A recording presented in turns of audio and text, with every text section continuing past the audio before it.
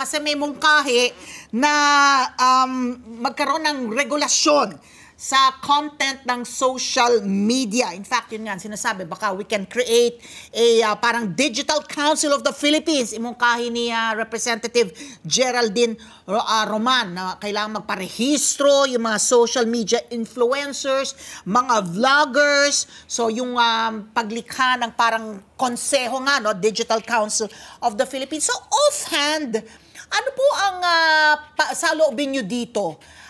Pabor ba kayo dito? Are you against it, Professor? I'm generally against anything that will look like you're controlling freedom of speech or freedom of expression. Kasi ang social media nga is a way for the public to reach out, diba? Dapat lahat tayo may boses sa social media. So hindi ako sang-ayon na magkakaroon ng the word regulatory body for something that is supposed to be the public sphere. Kasi if ever may regulation, lalo na sa media, mas maganda kung self-regulation. Katulad ng KBP, ng PPI, what they stand for is they nasa industriya yung nag-uusap, diba? Nakikita nila kung helping each other to be more ethical in their in their practice of the profession. So yun po, hindi yung regulatory body. Pero Professor, paano mo rin po masusupuan yung pag naglilipanan talaga ng fake news and so many people, unfortunately, they're gullible or they don't know any better or they cannot identify a fake news site from a legitimate news site. So how do you also draw the line, no? Para at least may balanse na hindi rin naman tayo naloloko ng mga gusto manloko. And at the same time, we also enjoy some freedom of speech or expression. Yes. Yung sinabi ko nga dun sa House hearing, TRICOM hearing, ang dapat natin habulin yung mga nag-finance ng mga troll farm at saka yung gumagawa ng mga inauthentic behavior sa internet. Kasi hindi na yan public sphere, hindi na yan totoong tao, di ba?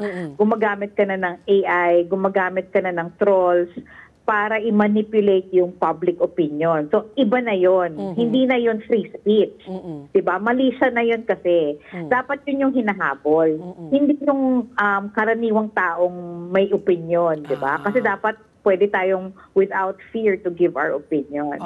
So, yung kasi yung mga inauthentic behavior, yung mga bots, ganyan, natitrace kasi yun with cooperation with the platforms.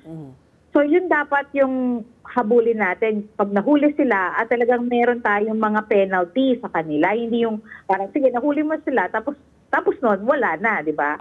So yun dapat po yung gawaan ng regulasyon.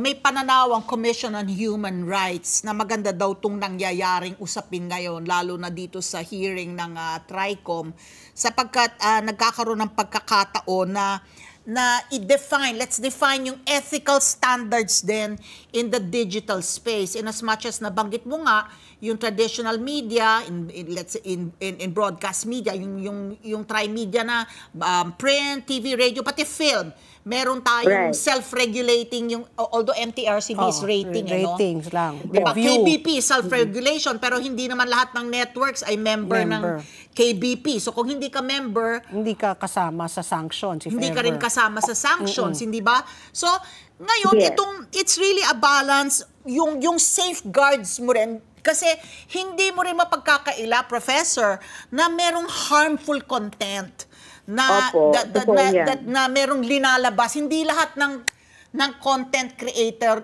responsable. Meron talagang intentionally naglalabas ng fake news, merong intentionally distorted, merong mga content na nais mong proteksyonan.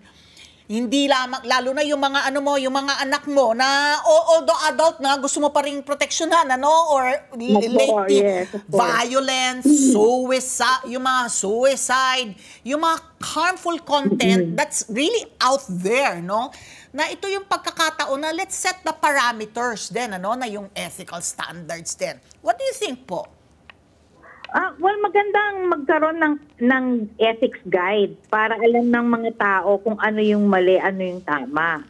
Diba? Dapat pinag-uusapan yan from the private sector side. Let's all agree on a guideline for ethics. Katulad nung ethics ng KBP tsaka ng PPI. Kahit na hindi miyembro, yung dahil mayroong ganong ethics, makikita natin kung sino yung, diba, yung pasaway na yung kumikilos. Diba? It's easy to spot dahil may guidelines na pinagbabasihan.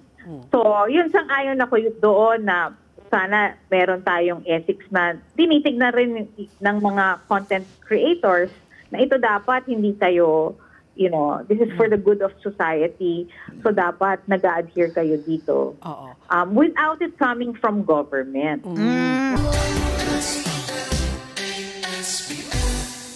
Let's get together. Sunnet 25. Sunnet 25.